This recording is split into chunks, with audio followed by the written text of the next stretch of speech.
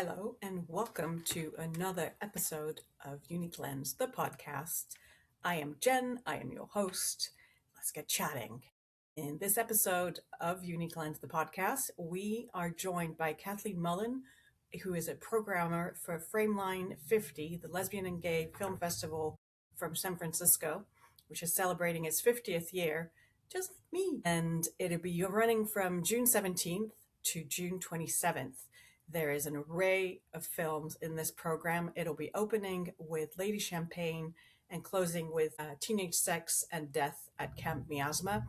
Gillian Anderson and Hannah Einbinder showing their acting chops in that one. I am excited for a very particular film showing at the festival, which will feature in my next episode. It is Montréal Ma Belle, which is directed and written by Xiao and stars Joan Chen and Charlotte Aubin, and is a beautiful coming of age, late in life story that I recommend highly. And join me for my next episode where I am chatting to the director and writer of this beautiful film. This episode of Unique Lens, the podcast, is brought to you by sunscreen. Just wear it. Thank you. If you enjoyed the music at the top of the episode, it is my friend Anna who made that for you. Anna Vega Music is her name. If you want to find her on Instagram, she is giving out some really great tips on how to be a musician while juggling two kids. We've known each other for decades, way back in the heyday of the internet the first time around, where we were selling keywords to whoever wanted to buy them for search engines just before Google arrived, actually, in the UK. So another one of those weird things that I know about.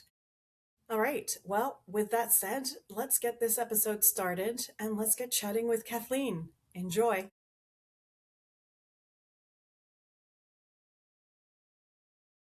Kathleen, welcome to Unique Lens, the podcast. We've known each other for a number of years, but today you're here representing Frameline as one of their key programmers. I've known you as a programmer for what is now 12 years from $3 Bill Cinema. You've programmed just about anywhere worthy of mention. I'm excited that you're here with me today. Let's get chatting. Great. Wonderful. Thank you for inviting me. You bet. I'm so excited for Frameline 50. Like I said, I turned 50 this year, and so did the festival. And we've both grown up and we both look better than ever. You come to yourself in your 50s is the best. Apparently, ever. My 40s, I was already pretty much getting there, but 50, like something happened in the last month and a half, and I'm like, this is great. I can roll with this.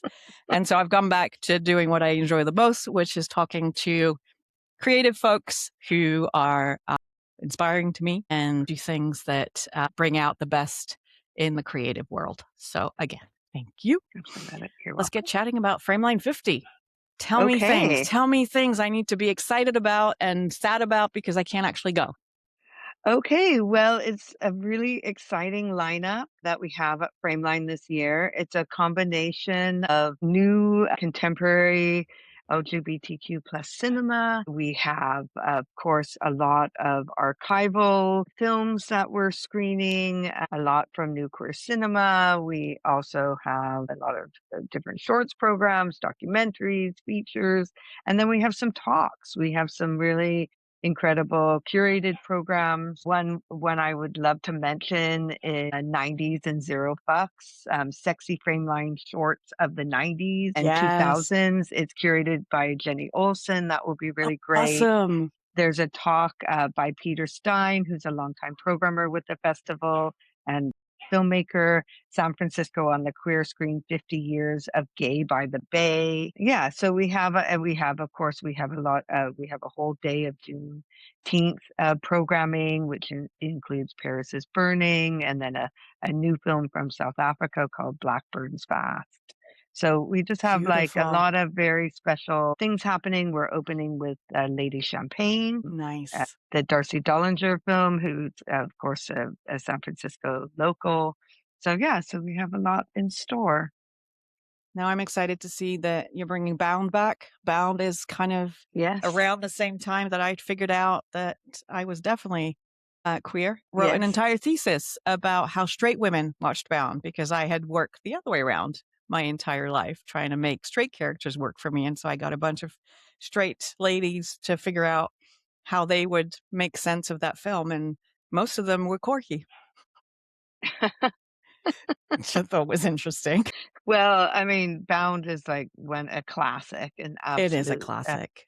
a classic, and I mean, it's super sexy, it's super hot. Yeah. I'm actually got my ticket for it. I'm going to go Yes. and sit down and relax and And just watch those enjoy 2 on Wachowski screen. Yeah, sister directing that is yeah, just it's so beautifully shot. It's yeah, so good. And yeah, yes, in the 90s, every other lesbian tried to be quirky. It was yeah. kind of hilarious. But I love both of them actually.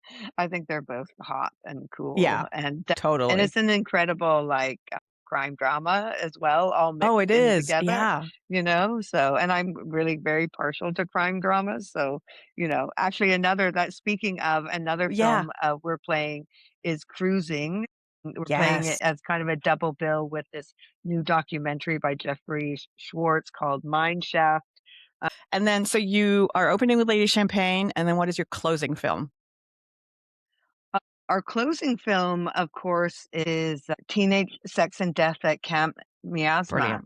and, of course, everyone's talking about that film. I mean, Yeah, obvious thing, Jane Jillian Schoenbrun is and yes, exactly, exactly. Hannah will be there at the great. Castro for the screening. Yeah, and it's just a really exciting, film. It just came from Cannes, and it's Yes. going to be released a few days later, and it's just really exciting that we have that for closing night.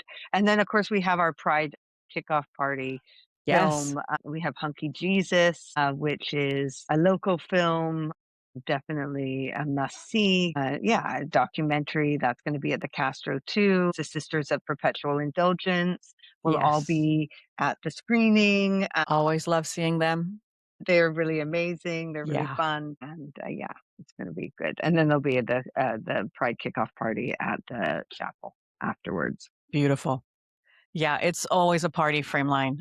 I haven't been in, I'm going to say nearly a decade, but Yeah. I love the vibe there. Concussion was the opening film that year.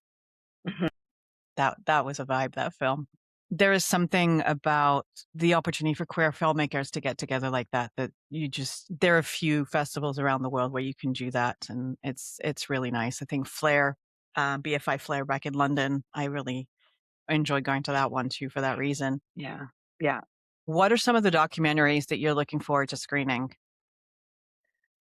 Mine Shaft by Jeffrey Schwartz. And then other documentaries are like La Belle Année, which is this really incredible documentary. The Barber Forever. Yeah, That is the most beautiful, sexy, intimate documentary about Barbara Hammer's life. Barber Forever is like top of my list.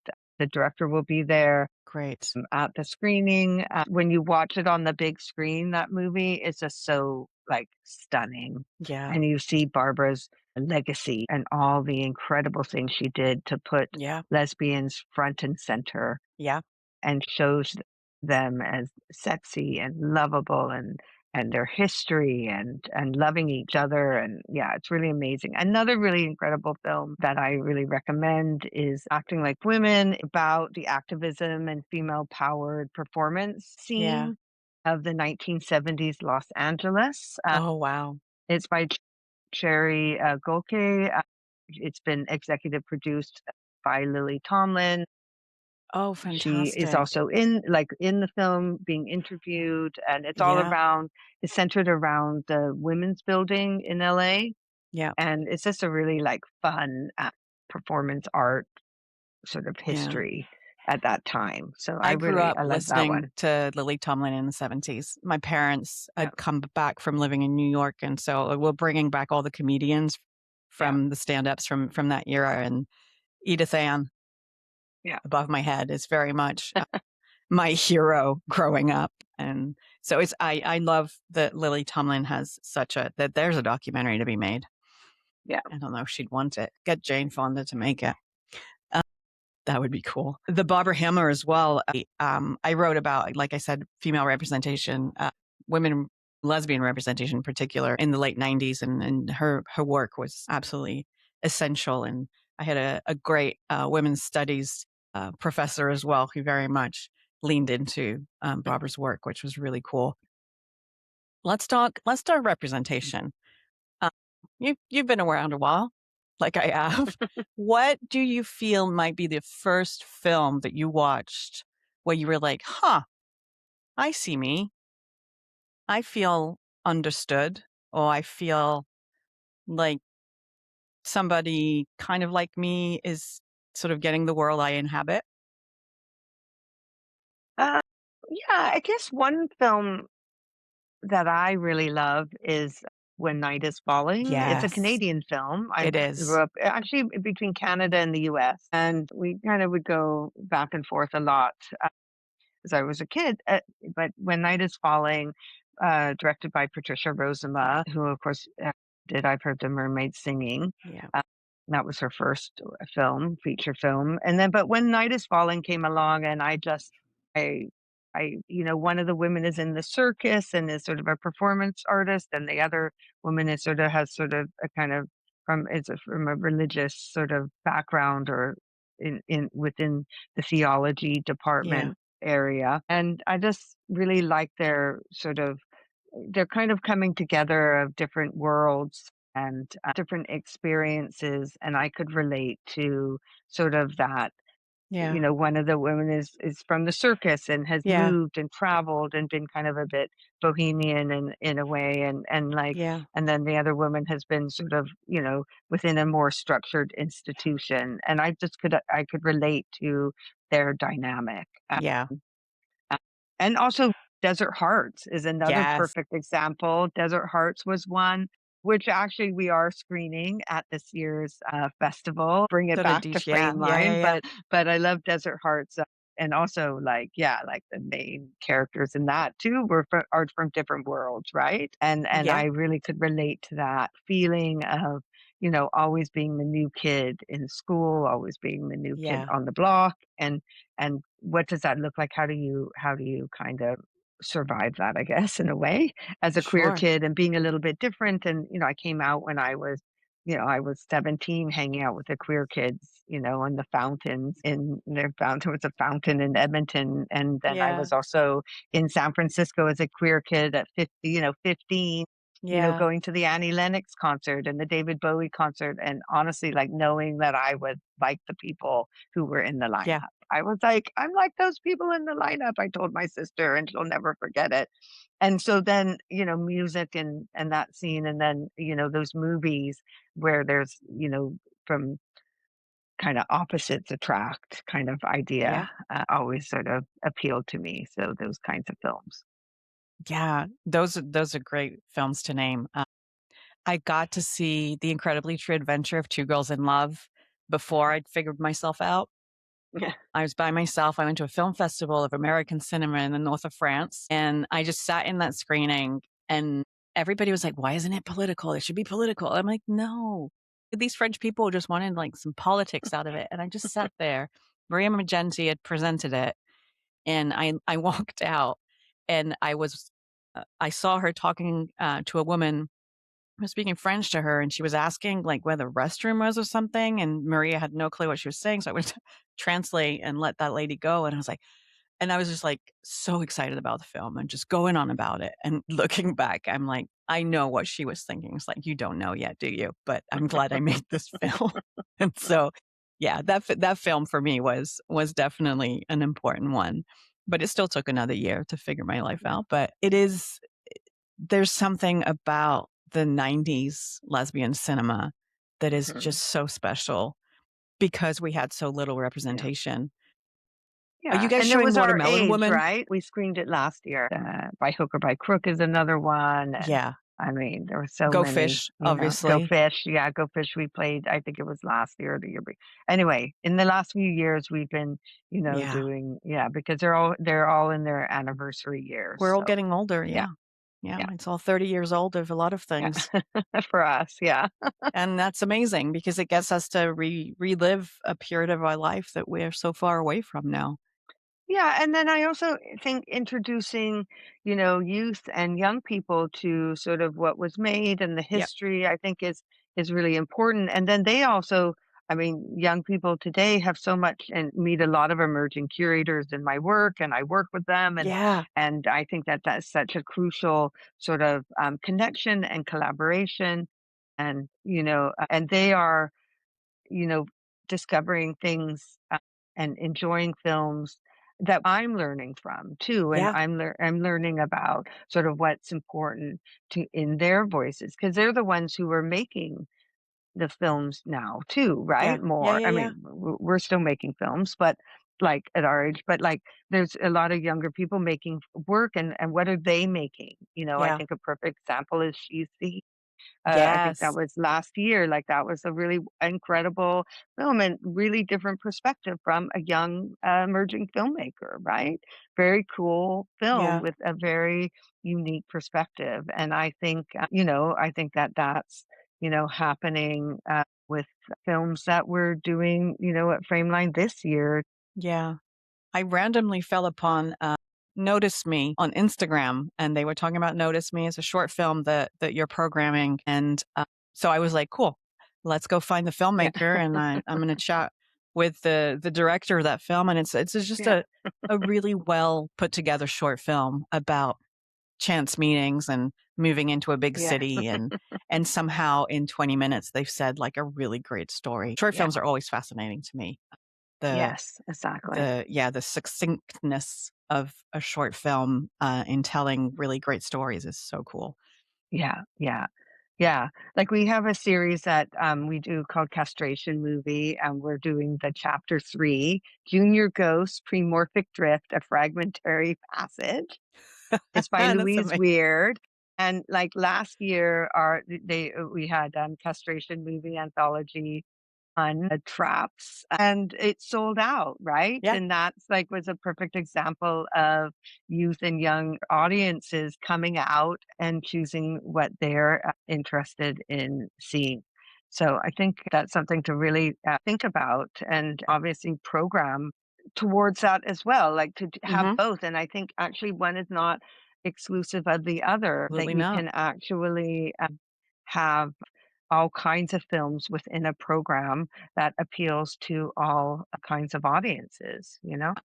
I really like, again, through social media, I've started to see a younger audience talk about Mhm. those films that haven't been spoken about, and I'm like, "Now," but in the '90s, we were talking about all of them, and so I love that they're looking back at queer cinema and looking back at Mhm. shows where there were queer characters, etcetera.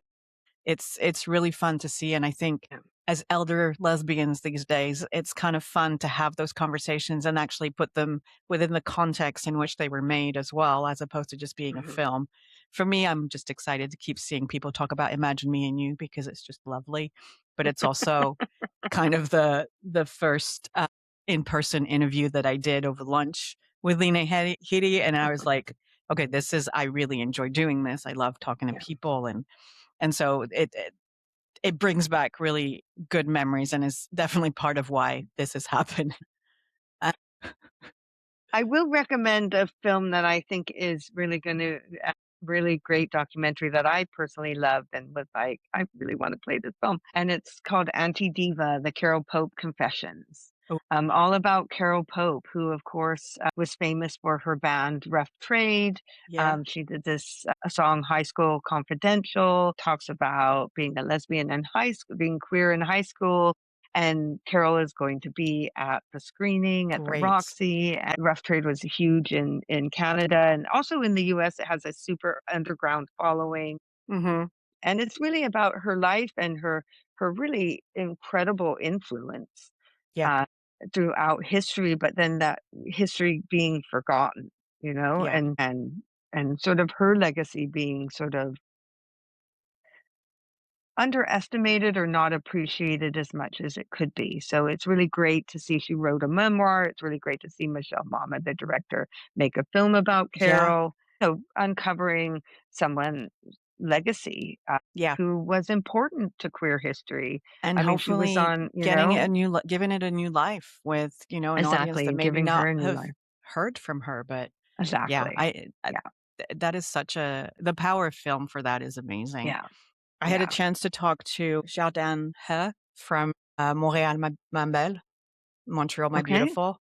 Okay, And wonderful. Yeah, that's a wonderful film too. Yeah, with Joan it's Chen. so beautiful. Yeah. Joan Chen is incredible. She can just do anything, and it's just wonderful to see. And so I would push that as a Mhm. film to go see for Yes, sure. Montreal Marbelle. Montreal, my beautiful. Yeah, it's so beautiful. It's a great. I love it. I love Yeah, the love story. I love the woman, Joan Chen's character, coming into her own, finding yeah, out who she is, being okay with kind of exploring her own sexuality and yeah, within the constraints of, a kind of a very traditional life, and her yeah, choice of a traditional life, or her not being able to choose, yeah, but having a traditional life, and then finding her passion is yes, that she's queer and yeah, lesbian and and that she's with being women, and able then to live it. And yeah. then the daughter I like the character of the daughter because it's true that Hmm. when you haven't grown in China as this is the sort of the background, but you've lived in a Western world that Yeah, doesn't have the sort of restrictions, and yeah, you see your mother once you start growing up yourself being like, yeah, "Mom, get it together," kind of thing. And I know I've lived through that, and that was my mom growing up in the 40s and 50s, and so she comes with the restraint of, "Well, you married this guy, you have to stay with yeah, him." And it's like, "But you don't." yeah, And being able to go do something for her was going to Vietnam and teaching. But yeah, that being able to go do something for yourself and knowing that you can learn from it and yeah, become more authentic to yourself is yeah, so important. And yeah, so, yeah, absolutely. I Yeah. I call this my midlife awakening doing this podcast because I it think kind of it's feels like that. wonderful. Why not? It's like Yeah, I'm great. like, First of all, I love podcasts. Yeah. Well, I've been doing a podcast, Queers Do Cinema, but thank we're you. kind of on hiatus right now. But we have like some, some of we have our episodes up, and that was really fun doing that for a while. Yeah. Hopefully we'll get back Where are to your it. episodes? Tell the people. Apple. Spotify, probably Apple, I think wherever you can get your All right. podcast. Queers Do Cinema. Look it up. Yeah, but it's on Instagram, Ooh, Instagram but too. like, yeah, but we haven't done it for a while. That's So, okay. yeah, yeah. Content is content. It lives on. Once you put it out there in the ether, that's it. Awesome. Well, listen, Kathleen, I am very excited for Frameline. I'm excited for the program. I hope folks show up in mass as they always do, that the weather Yeah. holds up. I always remember it being sunny, but it's so windy that you're freezing. But, Yes. bring a sweater, guys. And